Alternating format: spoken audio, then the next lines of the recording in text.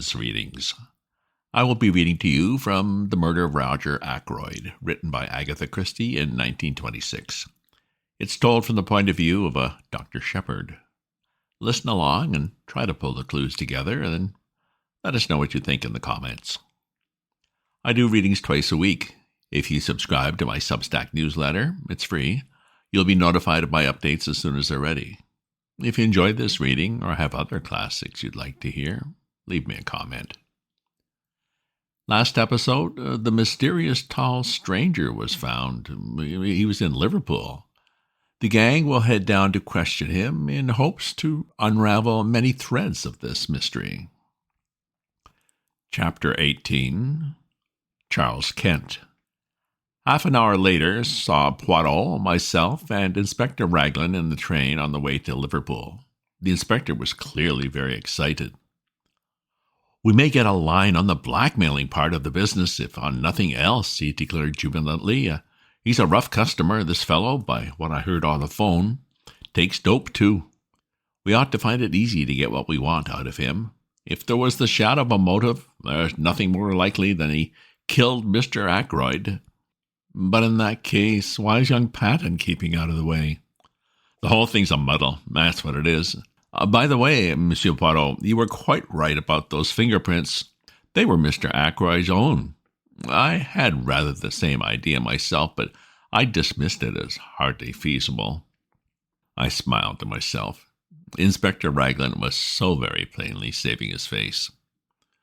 "As regards this man," said Poirot, "he is not yet arrested, eh?" "No, detained under suspicion."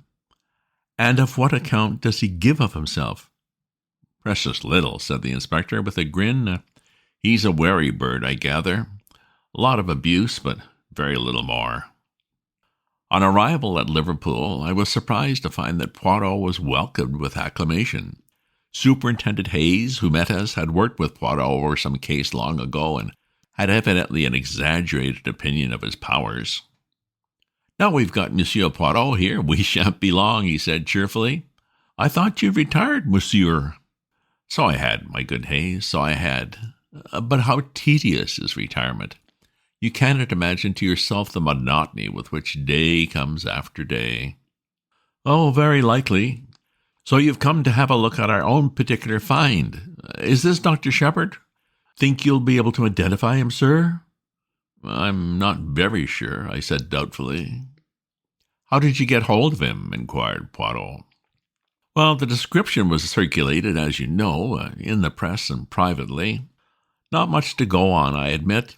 This fellow has an American accent, all right, and he doesn't deny that he was near King's Abbot that night. Just ask what the hell it is to do with us, and that he'll see us in, well, you know, before he answers any questions." "Is it permitted that I, too, see him?" asked Poirot. The superintendent closed one eye knowingly. "Very glad to have you, sir. You've got permission to do anything you please. Inspector Japp of Scotland Yard was asking after you the other day. Said he'd heard you were connected unofficially with this case.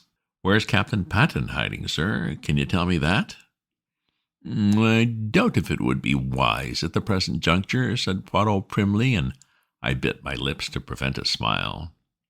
The little man really did it very well. After some further parley, we were taken to interview the prisoner.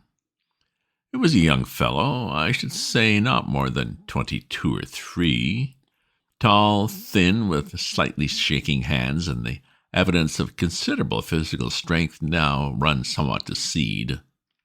His hair was dark, but his eyes were blue and shifty, seldom meeting a glance squarely. I had all along cherished the illusion that there was something familiar about the figure I had met that night, but if this were indeed he, I was completely mistaken. He did not remind me in the least of anyone I knew. "Now then, Kent," said the superintendent, "stand up. Here are some visitors come to see you. Recognize any of them?" Kent stared at us sullenly, but did not reply. I saw his glance waver over the three of us and come back to rest on me. "Well, sir," said the superintendent to me, "what do you say?" "The height's the same," I said, "and as far as general appearance goes, it might well be the same man in question, but Beyond that, I couldn't go. What the hell's the meaning of all this? Asked Kent. What have you got against me?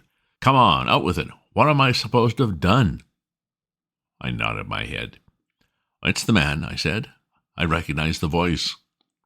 Recognize my voice, do you? Where do you think you heard it before? On Friday evening last, outside the gates of Fernley Park, I said. You asked me the way there. I did I? Do you admit it? Asked the inspector. I don't admit anything, not till I know what you've got on me. Have you not read the papers in the last few days? Asked Poirot, speaking for the first time. The man's eyes narrowed. So that's it, is it? I saw an old gentleman croaked at Fernley, trying to make out I did the job, are you? You were there that night, said Poirot quietly. How do you know, mister? By this. Poirot took something out of his pocket and held it out. It was the goose quill we had found in the summer house. At the sight of it, the man's face changed. He half held out his hand. Snow, said Poirot thoughtfully. No, my friend, it is empty. It lay where you dropped it in the summer house that night. Charles Kent looked at him uncertainly.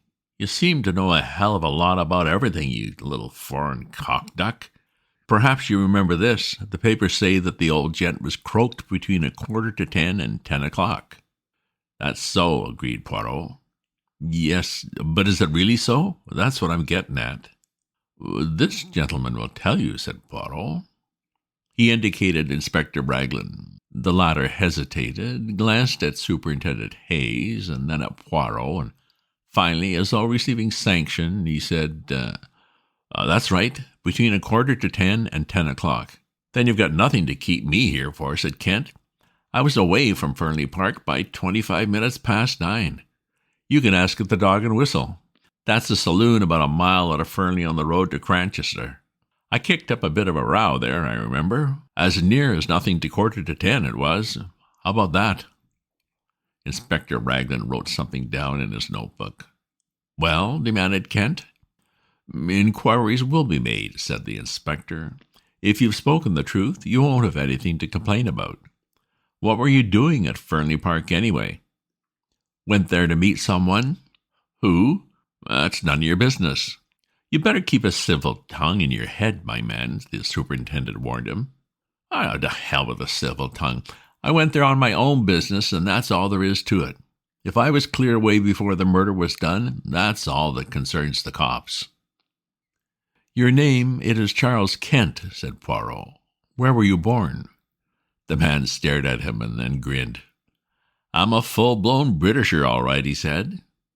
Yes, said Poirot meditatively, I think you are. I fancy you were born in Kent. The man stared. Why is that? Because of my name? What's that got to do with it? Is a man whose name is Kent bound to be born in that particular county? Under certain circumstances, I can't imagine he might be, said Poirot very deliberately. Under certain circumstances, you comprehend? There was so much meaning in his voice as to surprise the two police officers. As for Charles Kent, he flushed a brick red, and for a moment I thought he was going to spring at Poirot. He thought better of it, however, and turned away with a kind of laugh. Poirot nodded as though satisfied and made his way out through the door. He was joined presently by the two officers. We'll verify that statement, remarked Raglan. I don't think he's lying, though, but he's got to come clear with a statement as to what he was doing at Fernley. Looks to me as though we've got our blackmailer all right. On the other hand, granted his story's correct, he couldn't have had anything to do with the actual murder. He got £10 on him when he was arrested, rather a large sum. I fancy that £40 went to him. The numbers of the notes don't correspond, but of course he'd have changed them the first thing. Mr. Ackroyd must have given him the money, and he made off with it as fast as possible. What was that about Kent being his birthplace? What's that got to do with it? Oh, nothing whatever, said Poirot mildly. A little idea of mine, that's all. I am famous for my little ideas. Are you really? Said Raglan, studying him with a puzzled expression. The superintendent went into a roar of laughter. Many's the time I've heard Inspector Japp say that. Monsieur Poirot and his little ideas. Too fanciful for me, he'd say, but always something in them.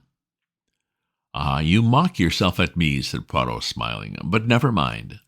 The old ones, they laugh last sometimes, when the young, clever ones do not laugh at all. And nodding his head at them in a sage manner, he walked out into the street. He and I lunched together at a hotel. I know now that the whole thing lay clearly unraveled before him. He had got the last thread he needed to lead him to the truth. But at the time, I had no suspicion of the fact. I overestimated his general self-confidence, and I took it for granted that the things which puzzled me must be equally puzzling to him. My chief puzzle was what the man Charles Kent could have been doing at Fernley. Again and again I put the question to myself and could get no satisfactory reply. At last I ventured a tentative query to Poirot. His reply was immediate. "Oh, mon ami, I do not think. I know." "Really?" I said incredulously. "Yes, indeed. I suppose now that to you it would not make sense if I said that he went to Fernley that night because he was born in Kent?" I stared at him. "Certainly doesn't make any sense to me," I said dryly. "Ah," said Poirot pityingly. "Well, no matter. I still have my little idea." End of chapter. Well, it seems Charles Kent might have been the mysterious stranger the doctor met, as well as one of the people in the summer house, but what else? Poirot was being cryptic, as usual. How does Kent fit in? What do you think? Let us know. If you subscribe to my newsletter, you get notified of my updates as soon as they're ready. If you enjoyed this reading or have other classics you'd like to hear, leave me a comment. Check out my other posts on my Substack at ravensview.substack.com. And remember to share this with your friends. Ta-ta for now.